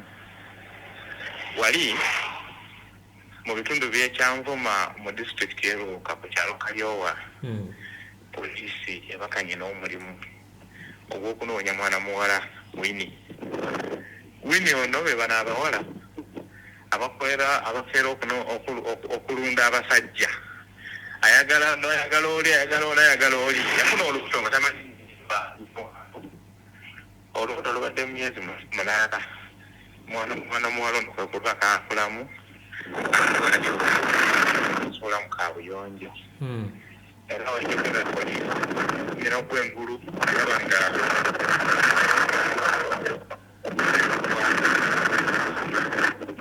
ate Winnie agumazeemu omusulo okusinziira abakulembeddwamu agenda osisire bwa Kyanvuma Town Council awamu n'abatuuze bagambye nti mwana muwala ono ebyobuwenzi abadde yagufuula mulimu era ne bamusaba gye yeekukumya aveeyo mangu nnyo akwatibwe atwalibwe mu mbuga z'amateeka avunaanibwe ogw'okutta omuntu era ssentebe wa disitulikiti eno y'Eruuka omukulu Simon Wakaze kino kimukubye wala nnyo n'agamba nti nedda enkola eno si nnungi ey'abantu okugenda nga bonoona obulamu bw'abantu ng'omwana ono ate ng'enkola ey'abawala okuggyamu embuto tetandikidde Luwuuka waawo n'ebitundu ebisinga naye ate nawali mu kitundu ky'ebuwenge poliisi yakwata mwana muwala n'emuggalira lwakuggyamu olubuto lwa myezi 7 omwana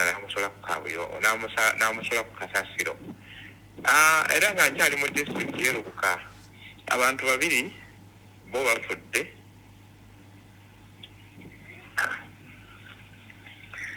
ssentebe wa disitulikiti omukulu Simon Wakaze musonyiwamu avudde n'alyoka asaba abavuzi b'ebidduka nti bannange mulina okwegendereza enkola ey'okuvuga ebidduka nga muzanyira ku bulamu bw'abantu si kirungi era tagenda kukikkiriza ono asinzidde ku kyalo okugambo ekiri mu ggombolola y'Ewaiko mu disitulikiti y'Eruuka kyagambye nti mu mwezi gumu gwokka bafiiriddwa abantu 7 mu bubenje mu disitulikiti y'Eruuka era ono asabye ab'ebidduka poliisi ey'oku nguudo nti ke kaseera okwongeza ku mateeka awamu n'okusobola okusiba abo abanaaba bakwatiddwa mu nvuga ey'ekyeyonoonere ono agamba nti awadde ekyokulabirako ng'abavubuka ababadde bakola egyabwe wali ku ssomero eri Ikumbya CD Secondary School eriri mu ggombola y'Ikumbya nti bali babadde bakola nga bakola ssente bya ssente ne kalyoka kawamatuka eri ne katumira abavubuka 6 abafiirawo era n'agamba nti ne ku kyalo ekyebuyunze bwe gutyo bwe gwali n'ebyalo ebirala enkola eno si nnungi kakati era nga nkyali mu disitulikiti omuwuliza wa radio eno Power FM nga nkyali mu disitulikiti ey'Eruuka waliwo munnamateeka Kanso Balonde mu David era nga yakuliza akakiiko akatwala ettaka mu kibuga Kampala Ndibassa kakati ayagala obubaka bwa paalamenti mu ssaza lya Eruuka North ono alina enkola gy'atandise okulaba ng'asobola okujuna abakyala okusobola okwejja mu bulafu awamu n'okubajja mu mbeera ey'okubasekerera kakati yasitandikira mu ggombolola y'Ekumbya omuluka gw'ebunafu ate olunaku olwayise yabadde mu Bukoova Town Council wali mu Bukoova Town Council mu disitulikiti y'Eruuka mu Ruuka North abakyala bamulopedde bagamba nti waliwo ebbula ly'amazzi eriri mu disitulikiti y'Eruuka okusinga ddala mu Ruuka North era mbu ennaku zino abaana b'obuwala bafujja okukabaza nga bagenda okumulika amazzi era abakyala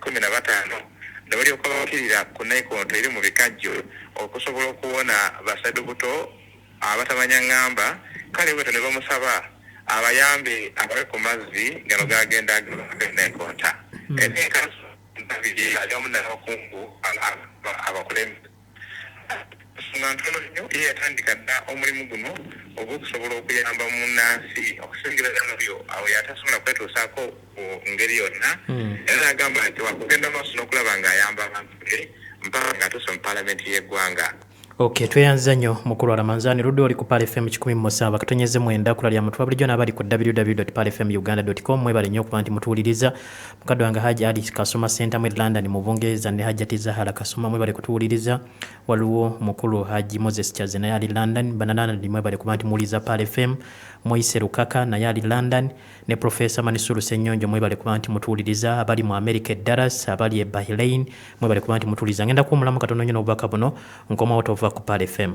Weefunire StarTime Solar olw'osabukulu l'ekirabo ekijjudde ekitangaala n'ebisanyusa ebirala nkumuliitu bw'osasula nnusu lusanvu zokka buli lunaku weefunire StarTimes S50 ng'erejjirako ettaala w'okyajingira essimu lithium battery y'amaanyi rediyo ng'erina ne wooteeka fulashi kw'ossa n'omuzindaalo ogwa bluetooth ate oba owetaaga okweyongera okunyumirwa weefunire StarTimes S130 nga yejjirako TV ya inch 32 kw'ossa ne subscription ya StarTimes ng'esasuliddwa okumala emyaka 2 beddu. StarTimes Solar, more than just solar.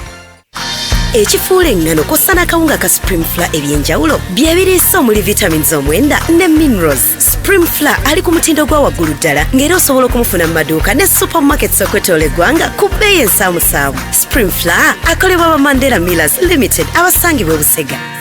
Iraji Foundation ngeliwamu ne big events bakutusako the National Quran competition esokedde ddala mu ggwanga tekibangawo ku Kampala Serena Hotel nga 23 February 2025 National Quran competition esokedde ddala zino nno nga ze finals ngambe nga 23 February 2025 ku Kampala Serena Hotel olw'ebirabo bingi by'okuwangula omuli emmotoka 2 hijja ne umra okedde n'ebirabo ebirala bingi aleba tickets ng'oyiseko MTN Momo mujja kusasula emitwalo 3 ate emitwalo 5 ordinary emmeeza y'abantu 8 ya VVIP ya miliyoni 2 wabagala okusasula ku Momo nga mwagala kufuna tiketi ez'amangu onyiga *5 biwagitwa MTN Momo Pay Salam TV Fenon Pal Radio Royal Milk Safe Border Tawakal Travels Hijab Nation Umeya n'ebitegekebwa Iraj Foundation ng'eriwamu ne tegereeta gyokka nasalawo okufaayo ku kyendi ne kyenjagala okuba gye bulijja ne mmalirira kukozesanga ebisingayo mu buli kimu nkozesa White Star Magic okukuuma engoye zange nga zitemagana okukamala n'okuwunya obulungi kino kinyambye okubeera waggulu mu byonna. Wow, kyamazima ddala abakulembeze batambulira wamu n'obuwanguzi. Weeyitira obuwanguzi ng'okozesa White Star Magic namba emu mu ggwanga weekuumire mu maaso obukyavu tebusobola kwesembereza White Star Magic. White Star Magic olunaku lwonna ng'otukula ebitagambika namba emu mu kwoza wano mu ggwanga. YPA abakugu mu kulunda embuzi bawadde buli omu omukisa okugaggawala okuyita mu The Mighty YPA Goats Investment Project ogenda kunoga ensimbi weefunira omugabo gwo ku bukadde 3,25 nga gulimu embuzi 5 era nga buli mwaka gwekubisamu emirundi 2. Jjukira nti okulunda n'okulabirira byaffe so nga embuzi zaffe zirina insurance temuli kufiirwa gwegula emigabo gy'osirike olyenga omubede okumanya ebisingawo jengu ku ofiisi za YPA erobego okulira n'enkulungo ya Kabaka ku kizimbe kya YPA opposite Access Building oba Nansana Naruvule essimu noti 703 noti 34 ne noti 774 313 551 weekolera obugagga otegeke ebiseera bye eby'omu maaso. YPA Bannayuganda ekipya kikino kizze intaneti ekiwaludde n'ekiteeka wenyini ku simu yo ye marketplace app ekyasinze mu Africa Pal UG okugula n'okutunda ku simu yo bizinesi zonna okusuubuza aba retail oli wa services oli mulimi mulunzi oba mubazi Pal UG tesosola mu mitendera egy'enjawulo by'amasannyalaze bya misono home appliances hardware supermarkets emmotoka zikapyata wamu ne properties otunda ttaka oba ogula ebizimbe bikolerwamu n'ebisulwamu ate mwe ab'amakolero ba factories Pal UG ebasobosezza okusosowaza ba agent ne ba suppliers bamwe bonna mu bitundu ebyenjawulo nga batuukira ddala ku muguzi asembayo byonna ku Pal UG. Genda mu simu yo downloading a Pal UG gulawo account teekayo ekifaananyi by'ebyo by'otunda olinda abaguzi abasukka mu kawumbi okwetoola ensi yonna ate gwagula gulira ku Pal UG buli kyoyagala kikusanga wooli obone tteke kikube ku Pal UG store ojeere. emyaka egiwedde kyali kituusa namungi w'ebirabo eyagabibwa ebyapa by'ettaka ente embuzi ne bireeta enkulaakulana ey'enjawulo byonna olw'ensi Ensitano y'omumanyi. Ensitano y'omumanyi.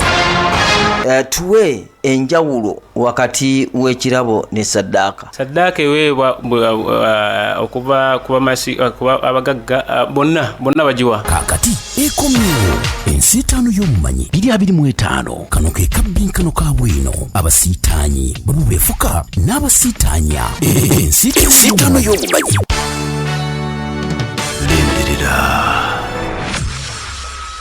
Ye Pal FM 107 akatonyezi mwenda kulalya mutwe wa bulijjo n'abali ku www.palfmuganda.com abali ku X mutufunia Pal FM Yugi ate abali ku Facebook Pal FM Uganda mwabali ku YouTube mutufunia ku Pal FM News ne Pal FM Dawa. Program tukyali mu News Hour dakika ziri 24 zezibula okwelesa omusanvu program Pal FM News Hour. Nkyali muzukulu wa Kabanga datenywa Ismail Idris awe bali kubantu owuliriza ampliza kadde kano mu dakika ntono nnyo njagala kuba nti negatta ku Haji Rashid Nsubuga ono yakulira ekitongole kya Iraj Foundation oba muyite CEO oba senkulu w'ekitongole kya Iraj Foundation nga bali wamu ne banafa aba big events bateekereteekedde national Quran competitions ez'omulundi ogusookedde ddala mu Uganda wali ku Kampala Serena Hotel ng'ennaku z'omwezi 23 omwezi ogwokubiri ogujja omwaka guno 2025. Twagala bere nga tupulya ku nteekateeka nga weziyimiridde mu kadde kano tujja kuba tusobola okuba nti banoonya at least buli sabbiiti babere nga baako kye batutegeeza ne bannayuganda okuba nti bongera okubakunga okujjumbira enteekateeka eno ey'okuba nti babeerawo mu Quran competitions okujjuza Kampala Serena Hotel ng'ennaku z'omwezi 23 omwezi ogwokubiri. Mukama wange Haji Rashid Nsubuga nkwaniriza ku Pal FM Seboli live era ensi yonna ekuwulira mukama wange sooka weyanjule bannayuganda ate n'oluvannyuma mukama wange otegeeze ku nteekateeka eza Quran competitions ez'omulundi ogusookedde ddala aba Iraj Foundation wamu ne big events zemuteeseteesa ku Kampala Serena Hotel mukama wange. Amina so nsanyusa nnyo okubeera live ku mpewo za Pal FM. Mukama wange kwebaliza ddala okubanga otuwadde omukisa guno kubanga tusobola okwogerako n'abannayuganda bonna at large alhamdulillah. Sooka okubalamusaako nekiramusa ekisinga obulungi nti assalamu alaikum warahmatullahi wabarakatuh. Waalaikum assalamu warahmatullahi wabarakatuh. Amanya nze Nsubuga Rashid era nga nze executive director wa founder wa ekitongole kibayita Iraj Foundation nga ffe twategese empaka za Quran competition ezisookedde ddala mu Uganda zitwatumye the national Quran competition sebo. Era okubidde essaawa eno mbadde ku Kampala Serena Hotel nga tulina enteekateeka ezimu ze tutunulamu okulaba nga enteekateeka egendera ddala bulungi mu maaso alhamdulillah. Mukama wange Haji Rashid mukama wange munnayuganda yeetaaze okumanya Quran competition ezisookedde ddala ku bbanga lyonna Uganda lyemazeewo ne Quran lyemaze mu Uganda. Lwaki mwavudde n'ekirowoozo kino ekyokulaba nti mutegeka Quran eziri ku mutendera oguli national sinakindi international kuba tulaba nti era mulina ndowooza ne ba international guests be muyise? Kakati munnaye mukadde wange ekisookera ddala Quran ezibadde zitegekebwa mu Uganda naye nga tufunanko omutendera oguyinza okugamba nti national ng'ensi yonna esobola okukola ki okugutunuulira okuzzaayoko katono okugufuula national. Twayise ebirako ebyo zaffe ez'enjawulo ne tukola registration eya Uganda yonna abantu bava mu districts ez'enjawulo ne mu regions ez'enjawulo tufuna aba participants 4 ne tuba screening out okufuna abagenze ku finals okulaga nti buli region yakoze eki yeetabyeko mu nteekateeka eno. Ekirala ekyenjawulo ekirimu nti national n'ekifo kye twagutaddemu nti Kampala Serena Hotel yanjawulo era abantu abana bafunye omukisa okujja kwolwo olunaku Allah tomaje bagenda kwerabirako. Mukama wange twetaaga okumanya kyetaagisa ki oli omuntu okuba nti kyetaagisa ki omuntu okuba nti ya abeera kitundu mu nteekateeka za Quran competition ezisookedde ddala mukama wange? Okubeera ekitundu ku Zoo 1 naddala njogera ku ba sponsors nga kwotadde n'abalina okuba nti bannayuganda bano ba mitwalo 2-5 abalina okubeerawo. Kakati ekyomukisa omulungi kansooke n'abantu abajja okubeera abajja okubawo okulaba ku mpaka zino. Tiketi zigenda ku mitwalo 5 n'ettebe emiliyoni 2 naye MTN Momo ye yagamba tejja kuguza bantu bano mitwalo 5 tiketi nebasalirako emitwalo 2 nga bwe ogiguze ku MTN Momo ku mitwalo ogigula ku mitwalo 3 obula nga yo table esigala ku milioni 2 esebo nakati ba sponsors bafa abenjawulo ayagala okujumbulira tukyabaniriza bajje bawagire Qur'ani bajje ba sponsoring ebintu by'obusiramu Allah ajja kuba oyisinga mu bulungi era osobola okutukira ku namba za feza enjawulo sebo nzisome yesebo mukama wange 0775 396152 jidde mukama wange 0775 0775 39 39 61 51 52 52 oba 0753 0753 21 21 77 77 66 66 jiddemu ogusembayo eyo mukama wange 0753 0753 21 21 77 77 66 66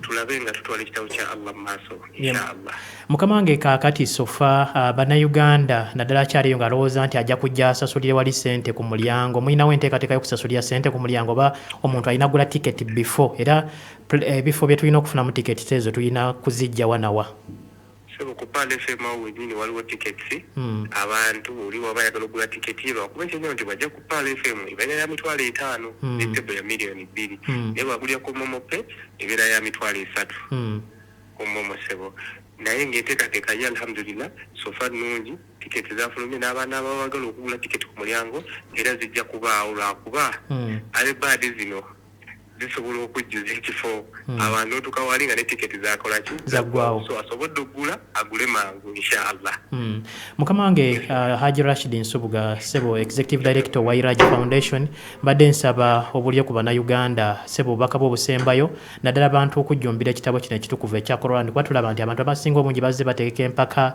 olabye empaka bateekeeza embuzi simanyi empaka za gundi empaka za mipiira naye mu ekyenjawulo kye muleese ekyokuteeka empaka za Quran munnayuganda bubaka ki bwetaaga okuba nti omuwa n'okwongera okukowola bannayuganda okubeera ekitundu mu nteekateeka za Quran competition ezookedde ddala sembayo kubiriza abannayuganda bonna bajje bali ku mpaka ezitabanga mu Uganda wana ekisooka ku zifula ez'enjawulo tuwaliwo emmotoka 2 wangu abafuna okumuwala n'omulenzi n'awanguye mu kategori ez'enjawulo era basponsazi bafamala benzi bakitazijja Haji Rashid sikufuna bulungi mukama wange ogambye abawanguzi bagenda kuba bafuna birabo ki emmotoka 2 eri omuwala n'abasinze n'omulenzi n'abasinze kuliko hijja 2 kuliko ebirabo ebirala eby'enjawulo basponsazi baffe bazze batuteerako hijja 2 ne umra 2 n'emmotoka 2 ogambye hijja ziriko 2 ne umra 2 n'emmotoka 2 kale mukama wange obubaka bw'obusembayo eri omuwuliza wa Pal FM sebo nga naatera okusiibula mukama wange abanayuganda tubagala nnyo era tubakubiriza mujje mulabe ku kitabo kya Allah mu kibuuzo ekitiibwa mu kifo ekirungi ekyebbeeyi tulage ensi nti naffe abasiraamu tusobola okubeera ekintu Uganda yonna kyesobola okutya ekirala situle ekitabo kya Allah n'eddiini ya Allah naffe tuveeyo tulina we tukutte nga alhamdulillah omuntu bwatulaba tatunyoma ng'abasiraamu amina tweyanza nnyo mukama wange Haji Rashid Nsubuga executive director wa Iraj Foundation sebo tujja kunoonya ate akakisa sabiiti ejja inshallah twongere okuba ntwogera paka empaka zino ezinaabeerawo inshallah taala amina tweyanza nnyo Haji Rashid Nsubuga oyo executive director w'ekitongole kya Iraj Foundation abateeseteese national Quran competition ezisookedde ddala ne banaffe aba big events ezigenda okubeera ali ku Kampala Serena Hotel ng'ennaku z'omwezi 23 omwezi ogwokubiri omwaka guno kuyingira abagambye nti wogula tiketi ng'okozesa Momo Pay ya mitwalo 3 naye bw'ogigula obuguzi ng'oze wano ku reception ya Pal FM ya mitwalo 5 oba naawe alinda okuba nti ogigula wali eri ku mulyango gwa Serena ejja kuba ku mitwalo 5 ate nga tiyo table eri ku mitwalo 2 oli ku Pal FM 107 katonyeze mwenda kula lya mutwa bulijjo bino birango byakubika ab'enju ya Sheikh Ibrahim Kasegu babika mukadde waabwe wakuziikibwa olwaleero ng'ennaku z'omwezi 28 ku ssaawa zigenda kubeera 10 ez'olweggulo wali eri Rwannunda Kitengeesa Masaka era babikira abazzukulu mu ssiga lya Bicwecwere abatuuze b'ebyalo bino Wamanga Rwannunda Mizinga Kiteeza Kitengeesa Kabira, Nkuke n'ebitundu ebiriranyewo, ab'enju ya Shekali Enkozi, Father Nansera Ekimanya Parish, aboluganda bakona ab'emikwano ne basaba awulidde abategeereza omulala gw'ekikwatako bw'atyo. Ninze wa sports mukulu Nasifu Sali abeerenga atuusako ebyemizannyo naye nga nzikiriza nkwanjulire Mbogo Junior School e Kawanda, Nakyesanja wamu ne Mbogo Secondary wali e Lugazi. Kutegeeza nti masomero ga ddiini busiraamu naye nga gaaniriza n'ab'enzikiriza endala g'abaana bawala n'abalenzi bali ku musingi gwa busiraamu naye nga n'ab'enzikiriza endala baanirizibwa batuuza abaana ebigezo bya PLE, UNEB wamu n'ebibuuzo eby'eddiini era nga basomesa ne co-curricular activities wali ku Mbogo Vocational e Lugazi gamba nga mechanics, electrical installation, baking, soap making n'ebirala bingi. Balina ebisulo eby'omulembe ddala era nga balina n'emizigiti gagadde. Mbogo Junior basangibwa Kawanda kilometers 11 okuva e Kampala ate nga Mbogo Vocational bali wali Lugazi. Okumanya ebisingawo bikubira aba Mbogo Vocational ku 0772 52 17 69 0772 52 17 ate Mbogo Junior etala lyenkya 0772 89 10 9 ojja kuba oyogera ne bafa abambogo Junior School wali eri e Kawanda Nakyesanja. Kakati gwe omuzadde era nkwanjulira Kampala Islamic Secondary School bweyogerera essomero lya Dene Boarding lya on A-level lisambisa amagulu abiri batuuza abaana ebigezo bya Shuba Idadi ne Thanawi, UNEB Center Number Bagina Library Laboratory Computer Lab era nga bagabana academic bursaries. Kampala Islamic Secondary School bweyogerera bakubire ku 0706 89 07 29 okumanya ebisingawo. Mamutazi Islamic Primary School basangibwa Matuga abategeeza abazadde ndi okuwandiisa abaana okuva ku nasale mpaka kibiina kya mukaaga kugenda maaso. Abasomesa batendeke ne bamasheke balungi ddala endya y'abaana nnungi. Mamutazi Islamic Primary School liri Matuga okumanya ebisingawo bakubire ku 0702 75 02 9 0702 75 02 9 mwenda ojja kuba oyogera ne banafu aba Mamutazi Junior School. Hamza Millers bakutegeeza nti bakolera obuwunga obulungi ab'amasomero, aba hoteri, abasuubuzi n'abantu ssekinomu mu bekeeyunira akawunga kaabwe kalungi ddala era nga bakutegeeza nti Hamza Millers bakutegeeza nti balina eŋŋaano ennungi era nga bakutegeeza nti bali Namulanda Lutembe ku luguudo lw'Entebe abalina obuwunga mu bika eby'enjawulo era nga bakutegeeza nti balina obuwunga mu kilogulaamu 5, 25, 10 ne kilogulaamu 5. Okumanya ebisinga ku Hamza Millers bakubire ku 0703 251 28. Asia Kids School wali ekiteezi bayikoze bulungi ebigezo by'eddiini ebya IPLE ate bakoze bulungi ebigezo bya PLE twala omwana asomesebwe ku ssomero eriri ku mutendera gw'ensi yonna. Asia Kids School wali ekiteezi bakutegeeza nti ojja basanga kiteezi Trading Center oba bakubire ku 0704 29 93 esimu eri 0704 29 33 65 0704 29 33 65 ojja kuba omanya ebikira ku Asia Kids School wali ekiteezi. Prestige Majonis yaji wa Mulembe musige ku migaati ng'olya n'abaana badda ku masomero nabo West Prestige Margarine alimu ekiriisa ekizimba omubiri ekya vitamin ND era nga bakutegeeza nti ojja musanga mu supermarkets n'amaduuka agakuli okumpi oba gwa mwagala mu bungi genda wali ku Chapa Gen Enterprises mu Kikubo ewa Haji Rashid Senyonga. Abazadde amasomero gafa agawo Bayi Islamic Schools wegali nyera gakyaliwo so nabo ekitotwala omwana wali ku Bayi Islamic Primary School enyimba Bombo ne ku Bayi Islamic Secondary School and Quran Memorization Center ebwe bajja wali ku Entebbe Road. Amasomero gombiri gasomesa eddiini n'ebyensi gakwasa Quran ku mwoyo nga teri atuwunyamu. Amasomero gano gabava ewakamu n'ab'ekisulo era nga basuuza bulungi abaana endya y'abaana nnungi gwe omuzadde ng'omwana we yakwata Quran kiyite tafhidh bursaries weziri ng'okuwandiisa abaana kugenda mu maaso ku ssomero kuva ku nasale mpaka kibiina kya 7 ne senior esooka mpaka ya 6 ne Tahfidh section nayo weeri kubira Dr. Hafidh Muhammad Haruna Bukenya ku 0702 41 73 89 ate nga ne Kasawo Islamic Schools bali Mukono balina nursery primary wamu ne secondary bava ku nursery mpaka kibiina kya 7 ne senior esooka mpaka ya 6. Dene boarding era nga basomesa eddiini ku mutenda gwa Shuba Idadi ne Thanawi basomesa arts ne sciences basomesa n'ebyemikono muli DIT hairdressing, catering, tailoring, building and construction n'ebirala bingi. Kasawo Islamic Schools batumbula ebitone by'abaana nga bayita mu games and sports ate nga abasomesa babe ne bamasheke balungi ddala. Ebisale bisoboka eri buli muzadde nga balinawo na bursaries mu primary wamu ne secondary ku baana basukulumye ku bannaabwe. Kasawo Islamic Schools Mukono basangibwa Mukono wali eri Kasawo mu town mu district ya Mukono ku Mukono Kayunga Road. Taxi ziri mpaka nkadde ku stage ya Kasawo direct ku somero ebisinga okubira Haji Kajaya Kasim ku 0772 84 24 55. Essimu ya Kasawo Islamic Schools eri 0772 84 24 55. ojja kuba oyogera ne Haji Kajaya Kasim owa Kasawo Islamic Schools. Ate banaffe nkujjukiza gwali ku Pale FM akadde kano nti bannaffe gwe wenna ali eyo ng'oli ku Pale FM abanaffe abamuzidalifa Logistics Limited ye kampuni n'ensimbu yakakasibwa okutambuza n'okusaabaza emaali okuva e China nga bakusaabaliza emaali okuva e China okutuuka e Nairobi mu nnaku 18 zokka n'okuva e Nairobi okutuuka e Uganda mu nnaku 5 zokka. Basaabaza n'emaali y'omuntu nga kwotadde n'aba group oba giyite groupage mu container eza buli kika 20 feet ne 40 feet era nga muzidalifa Logistics bano bakuyambako n'okufunira basupplier n'okusindikira ssente mu basuppliers e China ku bwereere bakulambuza n'obutale obw'enjawulo e China Muzdalifa Logistics bakola ne custom clearance bakola separate bills wamu ne PIVOC nga bamuzdalifa bano bayina ne warehouse e China we bakuumira emaali yo ng'eri safe mpaka lwetuuka wano e Uganda.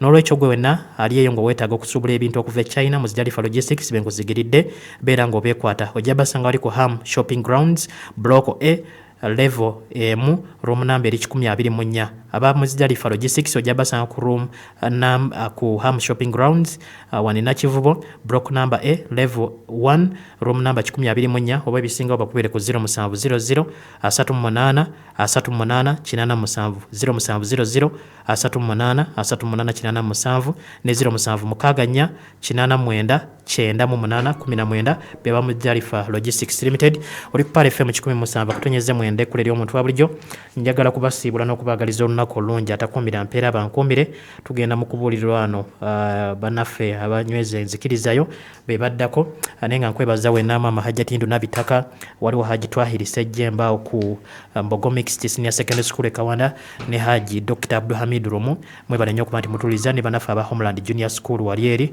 basangibwa wali eri ku Semuto Road Kavule mwebale kuba nti mutuuliza ku kyalo Lagala abali awo mwenna abatuuze mutumbula Pale FM ate era mwebale kuba nti mujagala mbagaliza olunaku olulungi atakuumira mpeera bankuumire nze muzukulu wa Kabangala Tenywa Ismail Idris. Assalamu alaikum wa rahmatullahi wa barakatuh. Naye nga bino ebiranga ebyokubika abenju ya Sheikh Ibrahim Kasegu babika mukadde waabwe wakuziikibwa ekitengesa lwa Nnunda Masaka ku ssaawa zigenda kubeera 10 ez'olweggulo babikidde omutaka Kaliika Ssenyonga ab'amasiga mu Nnyonyi Endiisa omumyuka wa Katikkiro Dr. Twaha Kawasi Kigongo, Katikkiro w'ekika Dr. Livingstone Dungu, ab'emituba Hajji Abbas Kawasi Mukasa nga kwotadde ne Peter Ssenyonga ne Mr. Chanda ne Mahadi Kabangala mwena babikidde okuzika kwerwa Nnunda kitengesa olunaku olwa kusaawa zigenda kubeera 10 ez'olweggulo basabye awulidde bambi abategeereze omulala gw'ekikwatako bw'atyo inna lillahi wa inna ilaihi rajiun twongera okusaasira ku mwenna abafiiriddwa abantu bamwe Allah w'ekitiibwa tumusaba abeere nga bw'atyo abasaasira. Maama Hajjati Hindu Nabitaka mwebale nnyo kuba nti mutuulirizaawo ewatuba ne Hajjati Rehema Nansamba Kaleero mwebale kuba nti muli ku Pale FM mbagaliza olunaku olungi atakuumira mpeera abatukuumire. Assalamu alaikum wa rahmatullahi wa barakatuh.